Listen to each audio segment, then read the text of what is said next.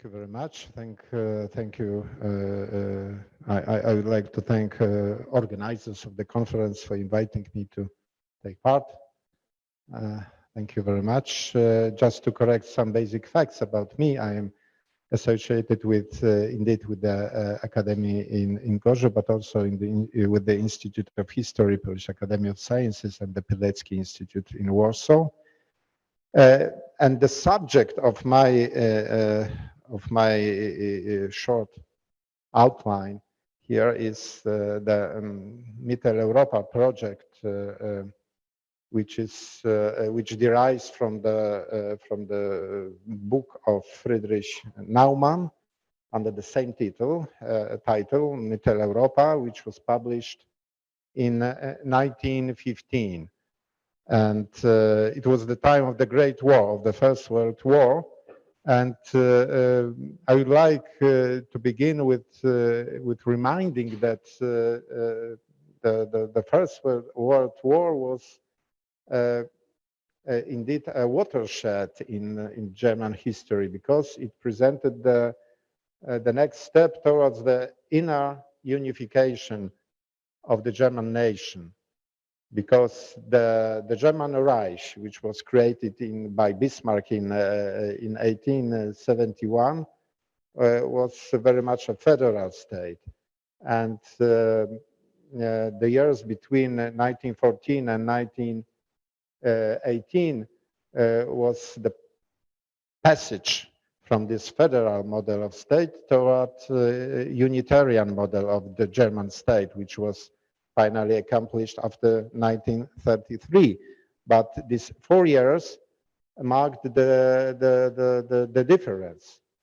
Of course, the Great War, which meant centralization and the expansion of the state's competences in different fields, in social, economic, and cultural fields, which was the phenomenon also visible in other participants in this war. But when we are speaking about Germany, it was, and the Great War should be viewed as the next step, the next stage of the German unification, a very important step. And it was also a watershed as far as the political concepts were concerned in the German political culture. For example, the vision of the Central Europe and the new order after the war, when we are speaking about so-called Kriegsziel-Diskussion, about a discussion about war aims in Germany, is here very much important when we are in this context, in the context of Friedrich Naumann's book. Friedrich Naumann was a member of the German parliament, of Reichstag, and he was associated with not very much important in political means and milieu of so-called social liberalism, which sought to create a mixture from social leaning conservatism and liberalism. But it should be pointed here that in Friedrich Naumann's political thought before the First World War, one of the central points was the affirmation of the importance of the German state, and in this form as it was. For example, his book about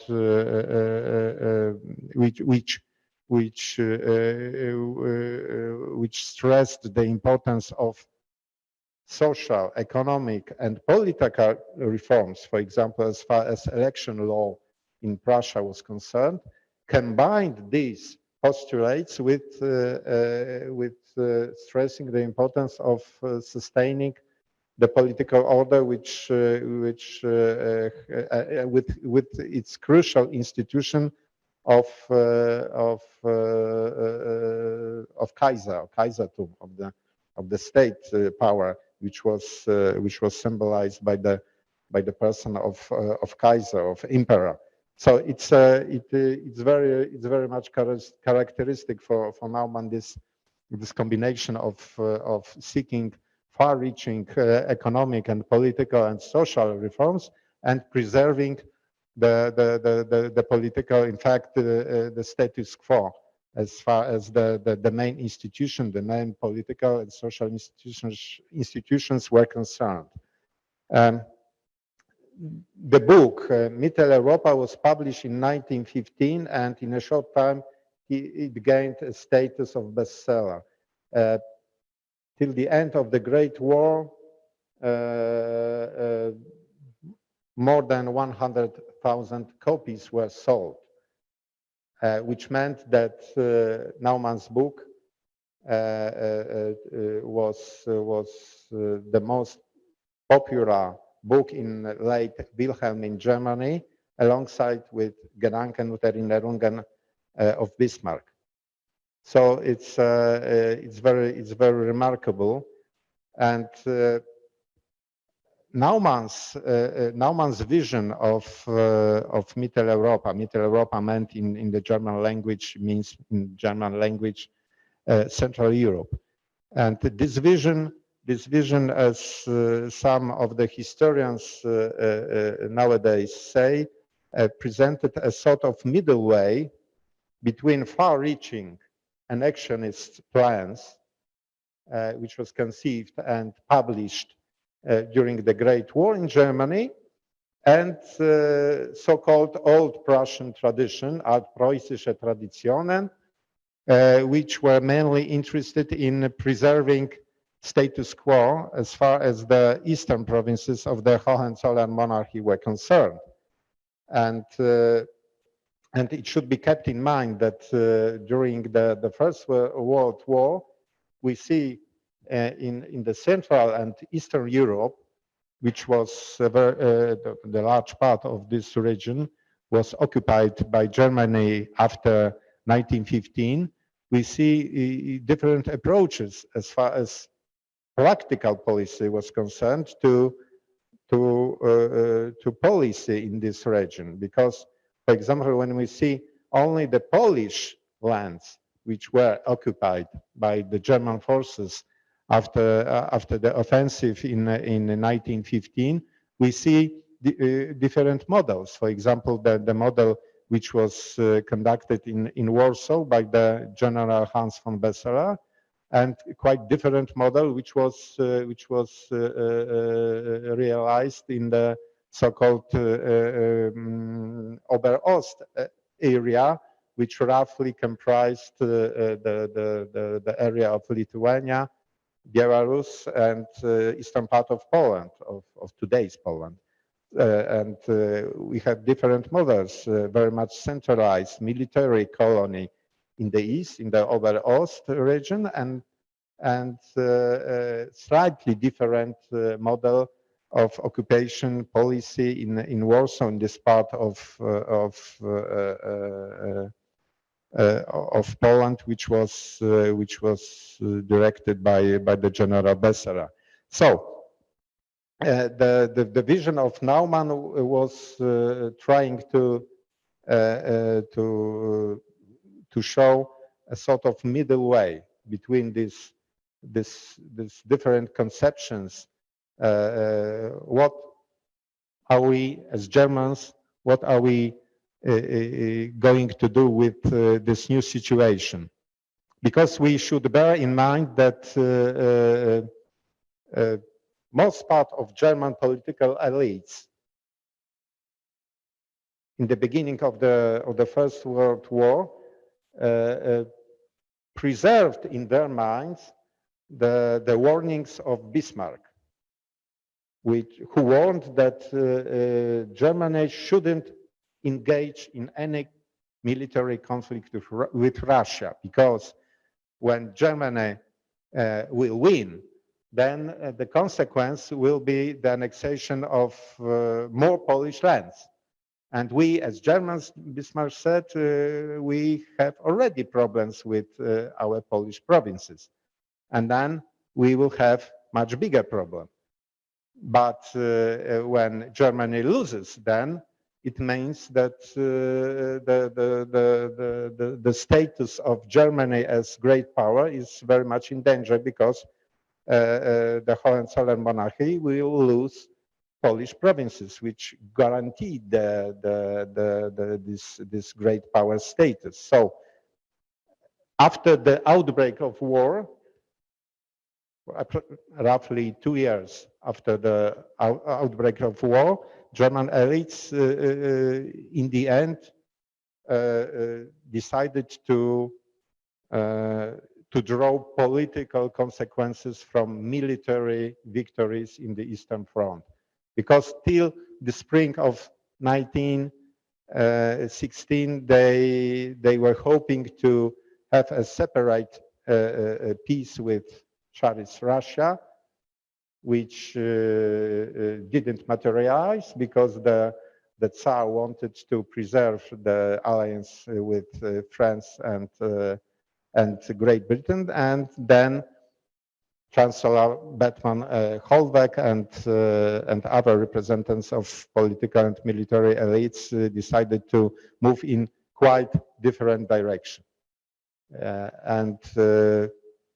In 1915, Friedrich Naumann published his book under the title, which evoked the long traditions of German political thought and German political plans concerning Central Europe. Because when we are speaking about Mitteleuropa, about Central Europe, conceived as the plan of building up German dominance, German political, military, economic, and cultural dominance, we have here a long tradition. For example, during the revolution of 1848, during the Frankfurt Parliament debates, we had several conceptions of German unification.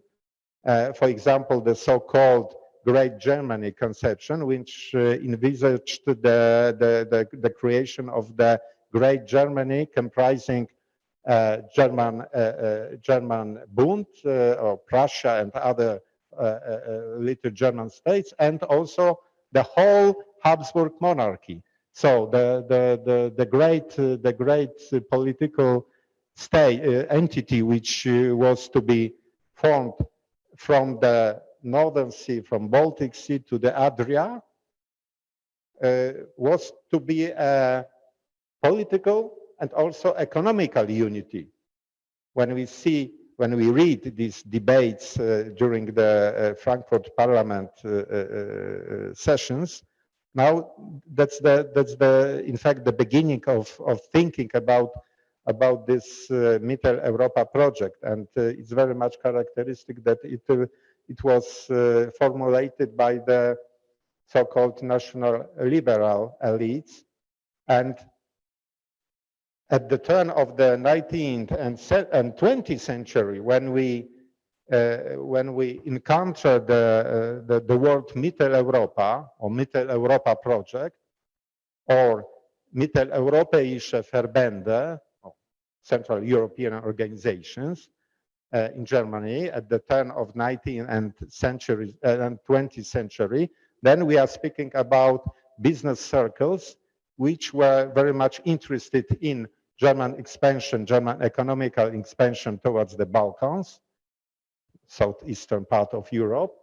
And as far as political background was concerned, it was national liberal circles. And it's not so much distant from the so-called social liberal circles, which was the milieu of Friedrich Naumann. The core of Naumann's conception and the key words of this vision were influence and control. When we read the book, then the initial thesis is that the Great War created, as Naumann said, a new type of man, Central European type of man. And this new type of man needs to have a new type of political order. And he began with analyzing the strengthening links between Germany and Austria-Hungary, but there is a large perspective of creating something which is much more than alliance, or the very much strengthening alliance between Berlin and Vienna. Because, for example, and it is the logic of the Mitteleuropa project, and very much interesting from the Polish point of view, Naumann pleads for a radical revision of the German policy towards Poland, or towards the Poles, towards the Polish population in Germany, because he wants the German elites to abandon this hard course of Germanization, which was symbolized by Bismarck. And he stressed in his book that Germanization policy is not effective, because as far as the market is concerned, the Poles in families preserve the knowledge of Polish language, and in schools they have knowledge of German language, and so they are bilingual. And Germans in the East know only one language, German language. So in this point of view, or from this point of view, Germany should abandon as quickly as possible the Germanization, or the efforts to Germanize Poles, because it's not effective. But the real meaning of Mitteleuropa means that the Poles, as Naumann said in this book and in his later works during the war, the Poles should have their own state, but this state should fulfill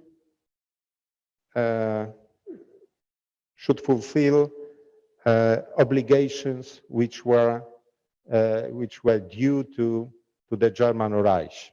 In other words, Mitteleuropa meant, in Naumann's vision, imposing an invisible obstacle or barrier on Poland's political, economic, and cultural potential. Nec plus ultra. The Poles should have their own state, their own schools, their own universities, and also their own army, but, for example, no access to the sea, no reunification of the Prussian partition zone to the future Polish state, and the Polish state should perform the functions which were established and which were determined in Berlin. For example, as the so-called Pufferstaat, so barrier against Russia. So that's the influence and control. So when we are speaking about Mitteleuropa project in context with the title of our conference, it's not so much about empire, because Naumann didn't use a word empire.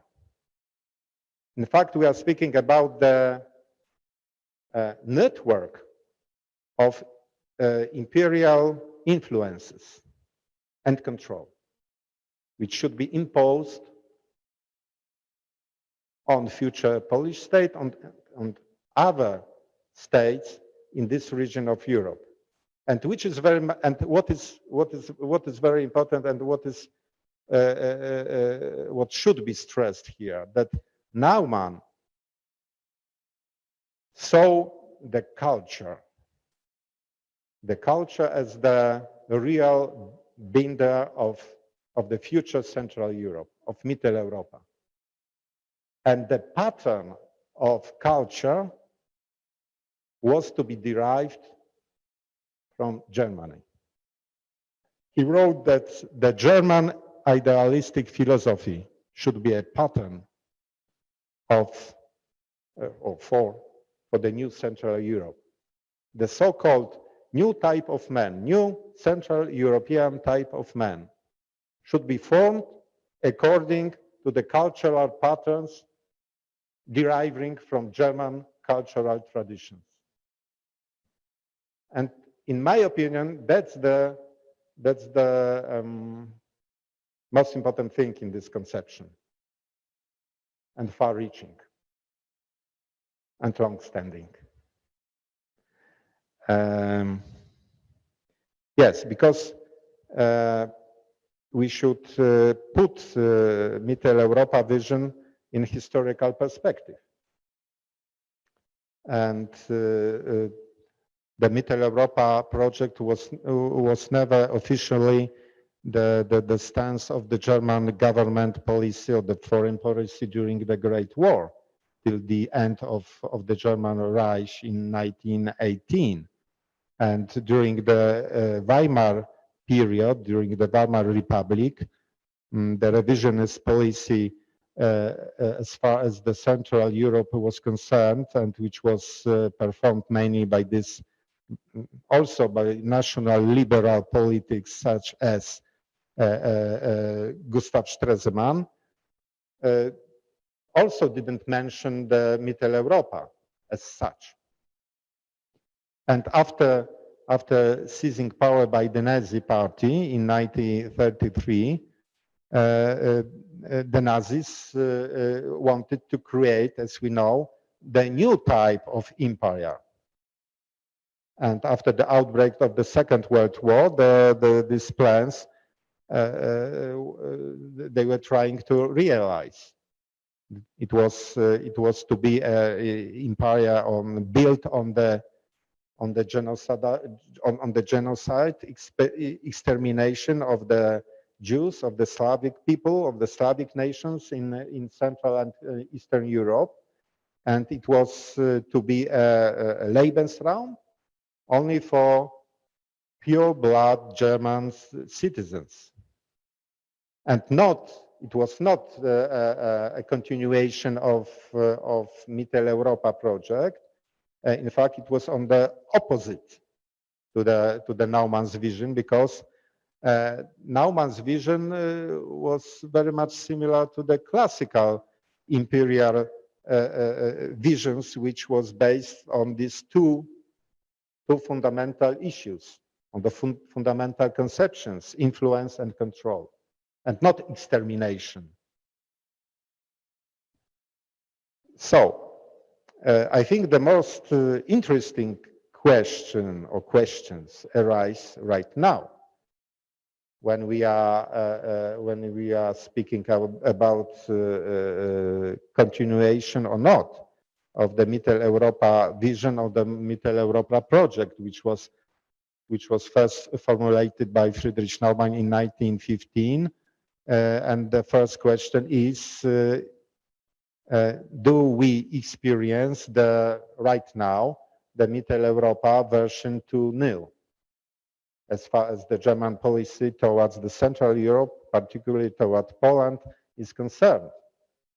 For example, this ongoing discussion and ongoing focus of the German elites on the Polish judiciary reforms, on the Polish rule of law, or for example, allegedly discrimination of LGBT people in Poland, which was expressed by the former German ambassador in Poland.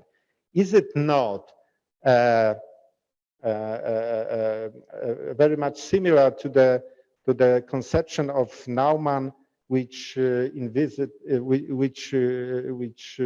put in central place the cultural vision of German dominance, because Naumann said at the end of the war that Poles should be the son of Kant, should be the son of Immanuel Kant. They should abandon their cultural traditions, romantic, Catholic traditions, and should embrace the tradition of German idealistic philosophy, of the German cultural tradition. The new Central Europe, Naumann said in 1915, was to be permitted by the, worldly speaking, Deutsche Wirtschaftskonfession, German economic confession.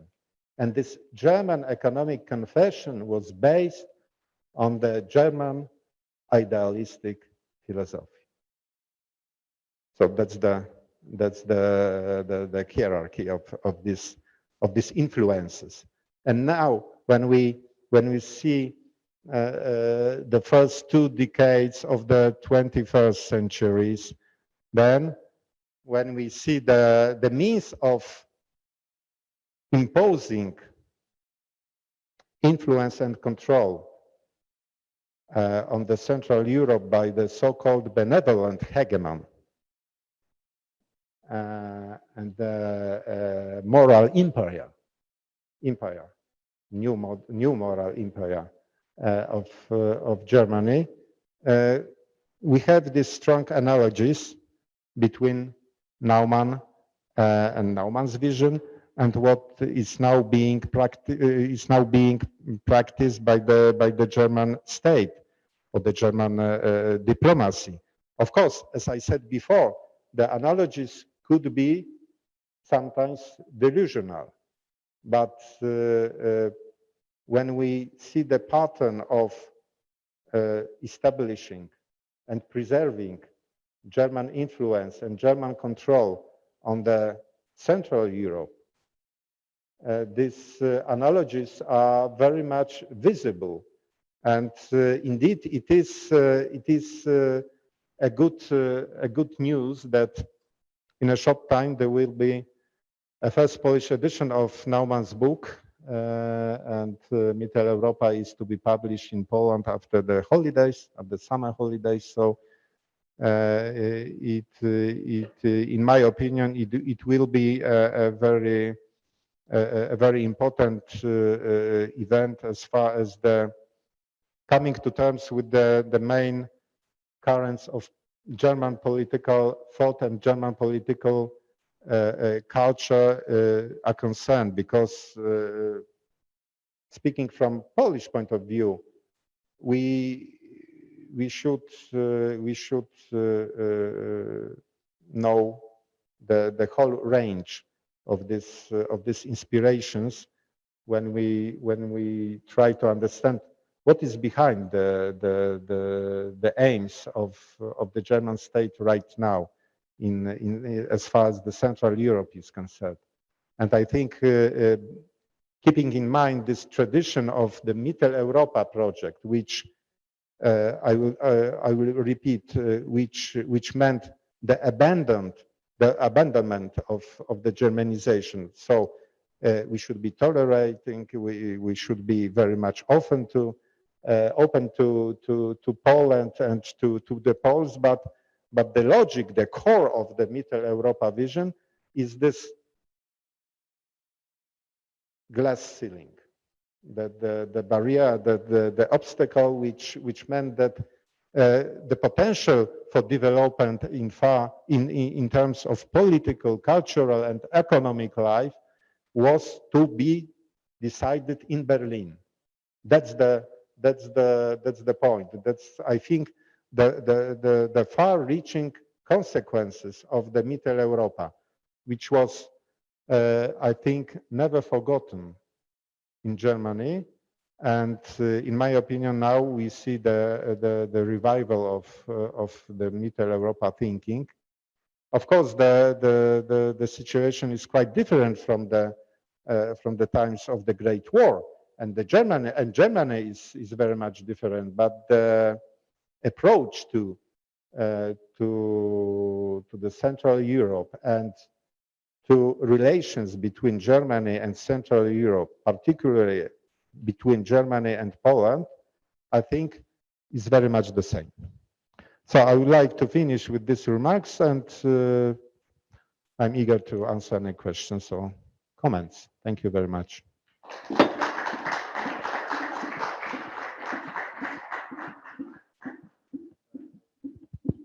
So I say thank you, Professor Kucharczyk. For my part, przepraszam, ja mówię po polskiemu, a nie po polsku. But I open the floor for questions. Może po angielskiemu, Alta?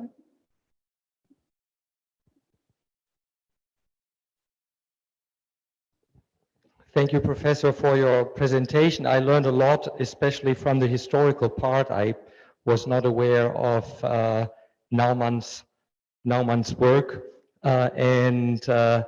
I guess that when you travel through Germany and talk to people in the street, 9 out of 10, or perhaps 99 out of 100 will not know about this. So, and even I would say perhaps 8 out of 10 or 9 out of 10 would not even be able to name idealist German philosophers whose influence you claim for current day German politics. And I assume that when you travel further through Western Europe, you find very similar concerns about the juridical reforms in Poland, not only voiced, not only endorsed by Germany, but also by many other Western countries.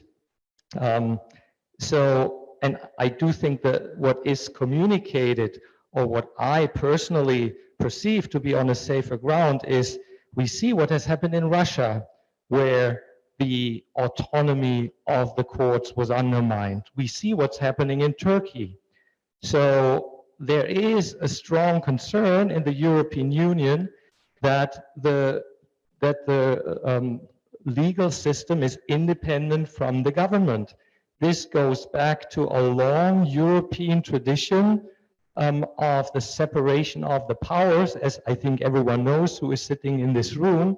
And this is also anchored in the European treaties, which Poland has been very willing and eager to sign, and it has not been respected. So blaming this on a German hegemonial trend towards Poland very much distorts the political discourse in Western and Central Europe, and does not help, because I do see, when I talk to Polish friends and colleagues, that there are very valid concerns and conflicts of interests that are ongoing, and we need to talk about them. That is very important. But when even we as academics distort the facts in such a way, it really undermines the possibility of talking academically and later on also politically responsibly about these problems. So I look forward to your response. Thank you very much. In my short speech, I was speaking about the German elites, political elites, and the knowledge of the average public opinion of Germany, in Poland, in Russia, about historical events and about historical turns of political thoughts is very much thin. Yeah, it's not a new thing, but I was speaking about German elites. The first point. The second point, putting on the same level Russia, putting Russia and Poland, well, it needs a very much long discussion about this subject, because I think it's not fair. And the third point, according to European treaties, judicial reforms belong to member states. Thank you.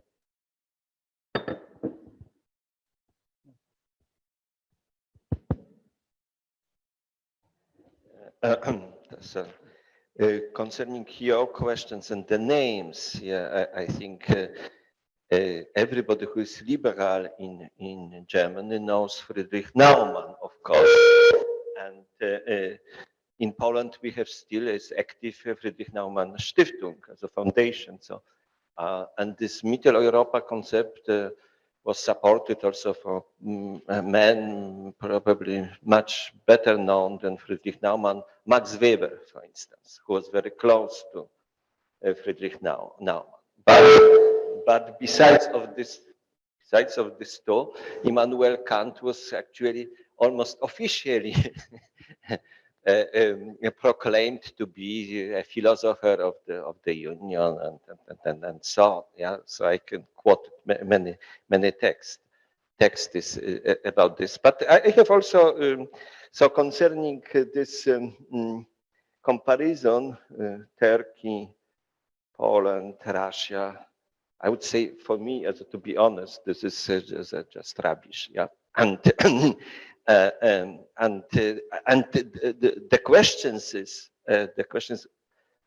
what are the sources of this distortion of the reality? What are the sources? And we can discuss this also tomorrow.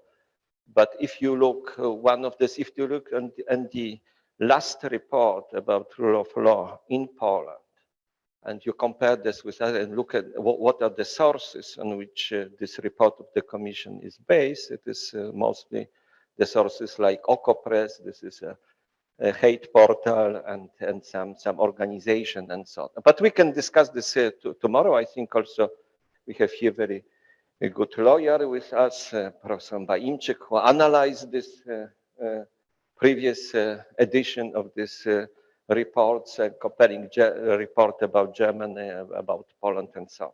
But I have also critical questions to Professor Kucharczyk, namely, we know that this Mitteleuropa concept from Naumann was created in a very special situation.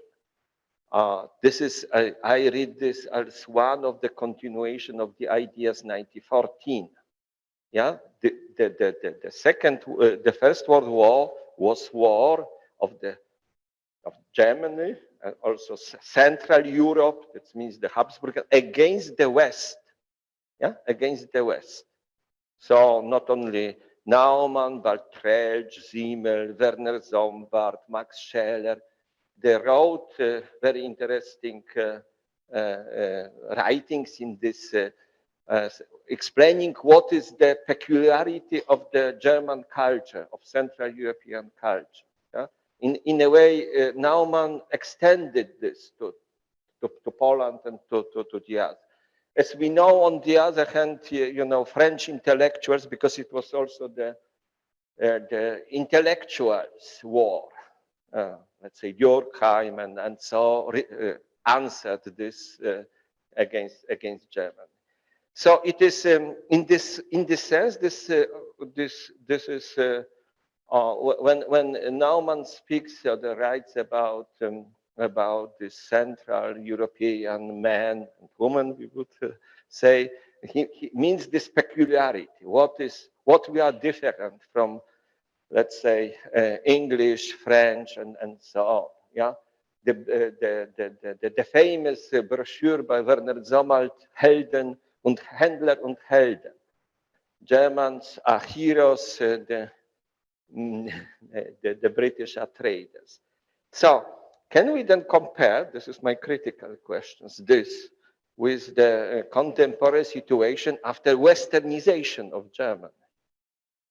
Westernization, yeah, Adenauer. We have also Adenauer Stiftung Foundation, very active in this country. So in this, is this not the element which make this concept different? Yeah, that means it is not anti-Western, but Germany as after all these years, the long way to the West, with the changes of the resigning of the empire idea, transatlantic member of NATO, and so Americanization of German society and heterogeneity also of German society to today.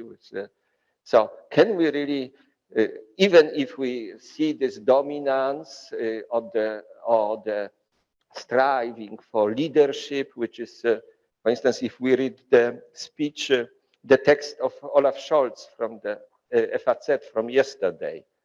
So we see similar motifs, I agree, but the context is totally different. Don't you think that this Westbindung of Germany didn't change a lot? Thank you. Thank you very much. I was speaking about analogies, not similarities. Analogy does not mean similarity. It's only analogy.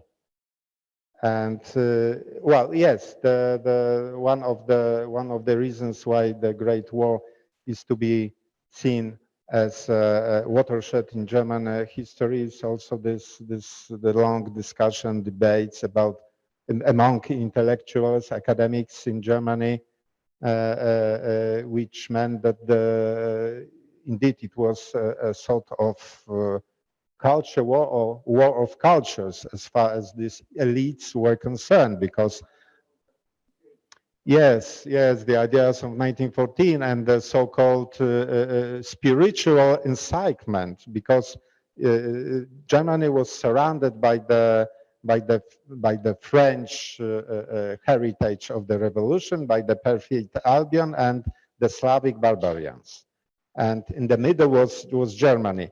But when we look at Naumann's book, there's no such approach, in fact, because he's very much also critical towards Germany, towards the Germans, towards Germany's political culture, but when he appealed to the Germans to reform themselves, to change their political habitus,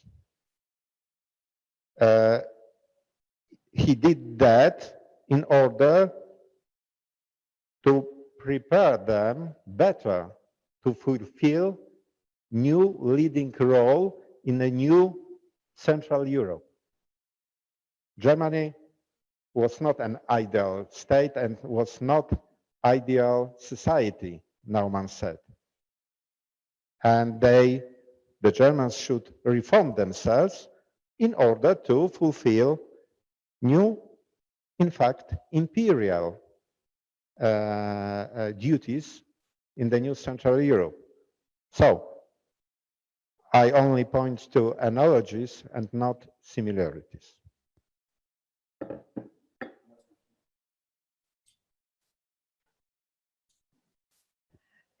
Thank you very much, Professor Kucharczyk, for a very interesting lecture. And also, I think that we have here a kind of lecture and example also. What is for me quite important when I was hearing your lecture is it also a question: what was intellectual response to the thought of Naumann in Mitteleuropa? Do we have an intellectual response and intellectual assessment of this ideological approach, for example, in Poland, but also other countries of Central Europe? So far as we have seen, the discussion of this thesis is not much well known in Germany. But do we have any discussion of the thesis, at least in the countries which were very deeply interested in the completion or uncompletion of this idea? And I would also only briefly refer to the command, to the rule of law. So of course, we all are deeply convinced about the fact that the executive power shall not nominate judges in any country, nor in Poland, nor in Russia, nor Ukraine, till the end of the day. But we shall analyze also the German legislation and the process of nomination of German judges, with the decisive power of Ministry of Justice, both at the federal and of a country level. So having in mind, of course, the president of a German constitutional court either.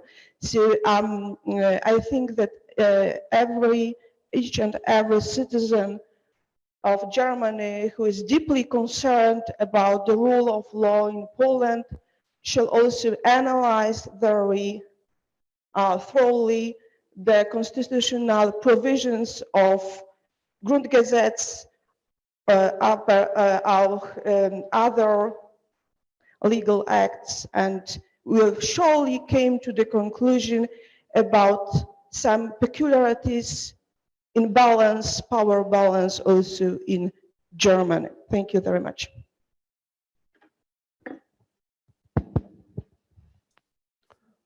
Excuse me. So back to Can I be Mitteleuropa. heard? I would also like to give a short comment.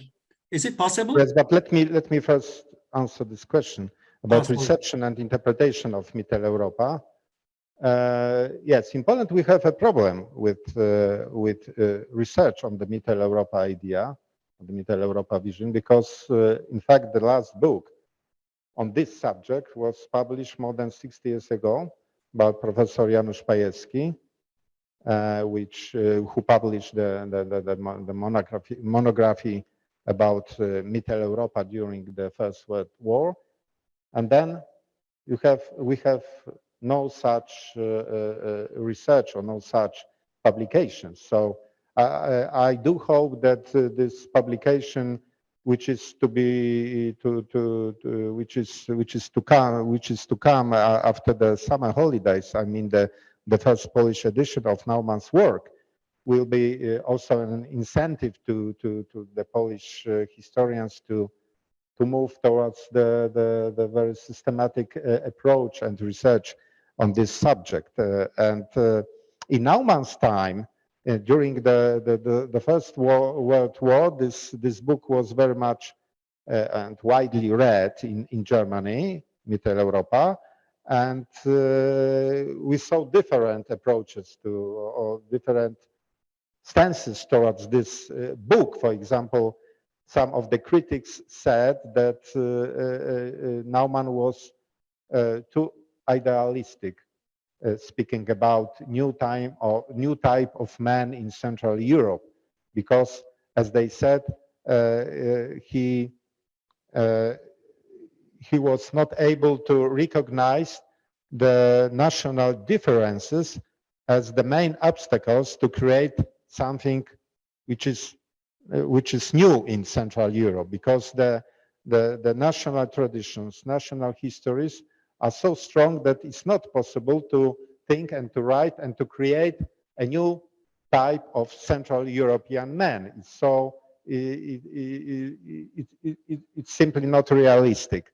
And other critics, for example, Friedrich Wilhelm Förster, the famous German pedagogue and pacifist, said that the realization of Mitteleuropa project will mean in future will mean the Second World War, and he wrote about this during the First World War. Well, but anyway, the problem with Polish research on the subject is that we have no new books and no new approaches to this part of German political thought. And the problem was that, for example, in newspapers, but also in scientific in articles in the press, we have, and all the remarks and the comments on Mitteleuropa, and the word itself is very much used, but we don't have till now the basic source in Polish edition. I mean the book of Naumann, which is to be published in a few months' time. So that's the point. So Professor Morgenthaler, if you want to ask your question, please. My micro, oh, sorry. Now, can you hear me now? Can you hear me? Yeah, thank you very much. I try to keep it short, but I have to answer to it somehow. At first, I think we must see the historical context of what Naumann wrote.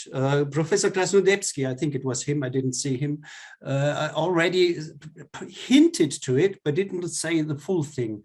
It was the First World War. It was in a situation that in Germany, the wider public thought that Germany as a peaceful country that was saturated and had often declared under Bismarck that they did not want to expand anywhere anymore, felt to be attacked by Russia and France. And by the way, this view is now increasingly supported by recent historians. And so they thought that, and the reaction was plans in the war. It was not why they started a war. They started the war in defense. They started to think about what conclusion to draw of this situation. And of course, they were very, very differently radical approaches.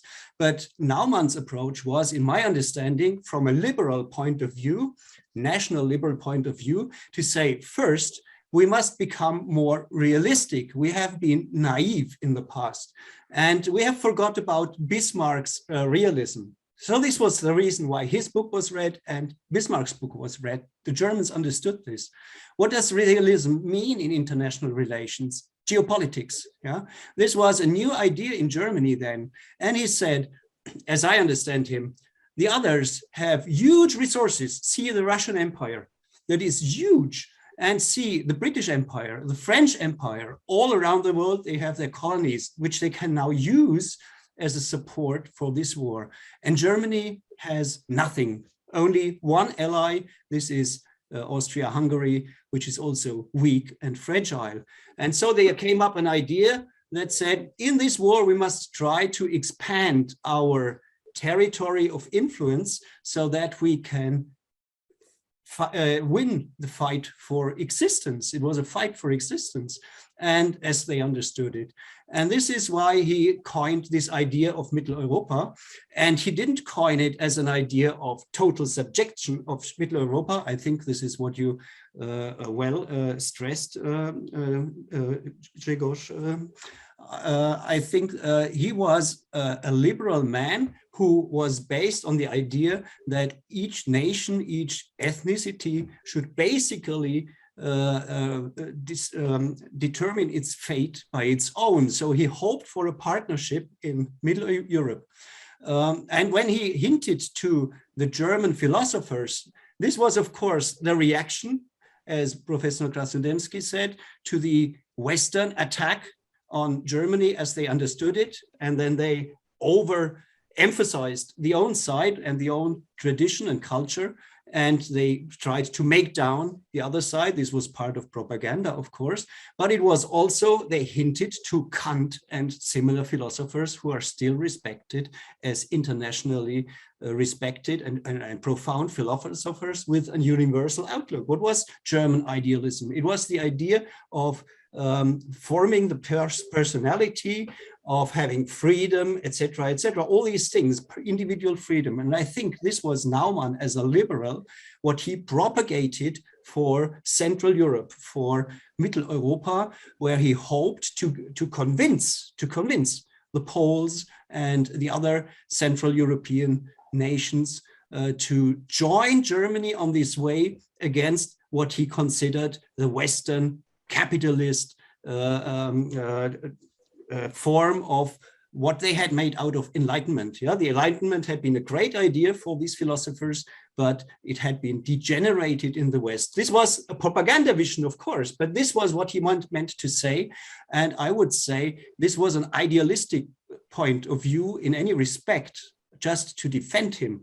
And the other point is that what Altai said, I'm absolutely sure that the German elites don't know anything about Naumann. He is absolutely unknown except this foundation, his name, and nothing else. Ask a liberal perhaps a liberal who has studied with the support of the Friedrich Naumann Stiftung, I'm sure that 99 of 100 FDP members will not know what Naumann's ideas were in the First World War. And if they knew, they would say, well, this was war, and we are not interested in that. And our elites too. And unfortunately, they have even forgotten about Kant and Hegel. This is my criticism of our German elites, but you might hear more of that in another context. Thank you. This was longer than I intended to comment on it, but I think I had to. Sorry.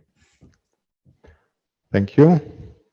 The problem is, as far as the Central Europe and particularly Polish-German relations are concerned, that German liberalism does not mean freedom or liberal intercourse. And let me remind you that during the Frankfurt parliamentary debates during the revolution of 1848, it was the liberals, Wilhelmine Germany, who said that now there comes the time of sound national egoism. And it was a liberal, national liberal, August von Rochau, who in the late 50s of the 19th century wrote a book on Grundsätze von Realpolitik. The term was coined by national liberals, not Bismarck. And in Naumann's book, Bismarck is very much criticized for his unrealistic approach to Poles because of the Germanization, which is not effective and which is harmful for the German vital interests. So I think it's, in my opinion, it's the right perspective here. Because German liberalism shouldn't be put on the same level as, for example, Anglo-Saxon liberalism. Liberalism, national liberalism of Germany, of Prussia, meant here the constant war against the Poles in the Prussian partition zone. The so-called extra-legal system, which was only for the Prussian eastern provinces in the first years of the 20th century, is the crucial proof that, and these laws were supported by the national liberals in the Prussian Landtag and in the German Reichstag. And it is the proof that the German national liberalism here in the Central Europe should not be put on the same level as, for example, as liberalism as a means of expanding freedom. It was quite opposite. Thank you. Yeah, very shortly, just some remarks also, but I think we have to close very soon not to be too late for our visit. But rather some remarks then question. The first one would be that of course there are continuities, so we could have very similar debates about the role of Germany within the European Union in France, for example. When we speak with French people, there are, let's say, quite similar concerns and also some continuities which are seen. So it's not just a German-Polish thing; it's a more European thing, I would say, because we do not even need to suppose any conscious continuity of things like the Naumann Plan, or I think there is something like unfortunately the fate of geopolitics, and from the moment onward you have a nation like Germany with over 80 million inhabitants, and right next to it Poland with a little bit under 40. There is an asymmetry that creates immediately a situation where absolute equality between equal partners is very difficult to achieve, and where there is some form of, let's say, of economic attraction that is exerted then by this big German bloc in the middle of Europe that has this detrimental effects also. It has very often been said that Germany luckily or perhaps unfortunately, depends on the point of view, is somehow too small in order to form a real European empire, but also too big in order to be just a nation as all the others. So there is this symmetry, and that is somehow something like a geopolitical fate that determines partly the history of Europe. That would be one remark, not against what you said, but rather to enlarge its scope perhaps. The other goes also into the same sense, and I would even draw on what Altai said, that indeed criticism of Poland and so on doesn't come just from Germany, because unfortunately all this debate has ceased to be, let's say, just a debate between two different national interests. But now we also have many people criticizing the Polish legal reforms in France, in Belgium, in Poland itself, because we have more and more a division of our continent, not alongside national lines, but alongside ideological lines, with the division between the somewheres on the one hand and the anywheres on the others. And we even have them within Poland also. And so that makes it even more complicated, because it's not just about setting records straight between two nations or finding some form of equilibrium, but these fault lines are in every country by now in Europe. And so that is also why criticism of, or let's say the criticism of German elites, but also of people in France and so on, they are not addressed against Poland as Poland, but rather against a traditional perspective on identity and on culture, as opposed to a more, let's say, universalist or partly even post-humanist vision of culture. And so the real fight thus cannot be settled, let's say, by finding a new equilibrium between nations, but by somehow resolving this ideological question, which is basically the same within Poland and within Germany and within France and within Italy, where everywhere there is the same fight. And of course, the difference is who is in power in which country. But it's, I think, not exclusively anymore something between national interest, but also between much larger ideological fault lines, which makes the situation, of course, even more dangerous for us all. That would be my remark or complement to what you said. Right. Thank you. The inequality is implicated in the Mitteleuropa vision of Naumann, because when we speak about these two key words, in my opinion, influence and control, at the background we have inequality, or the Kulturträger mythos of which is very much rooted in the traditions of German or Prussian political culture. Kulturträger means that we know better. We know better which legal system is the most convenient for you, which model of the legal system is according to the European treaties, and so on. So that's the logic, and that's the analogy, not similarity, analogy. And well, of course, the voices which are critical in the context of the Polish legal or judiciary reforms are not only in Germany, but the influence on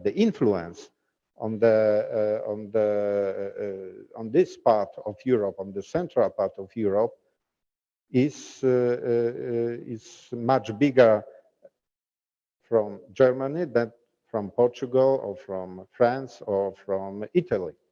Let us be frank that the influence of German policy is very much more to be felt as far as the approach to the judiciary or to the energy policy is concerned, and mistakes which were made by the Germans than mistakes made by the French, the Italians, or the Portuguese. That's all. let's thank again Professor Kucharczyk for this engaging discussion. Thank you very much for a very vivid discussion and questions. Thank you.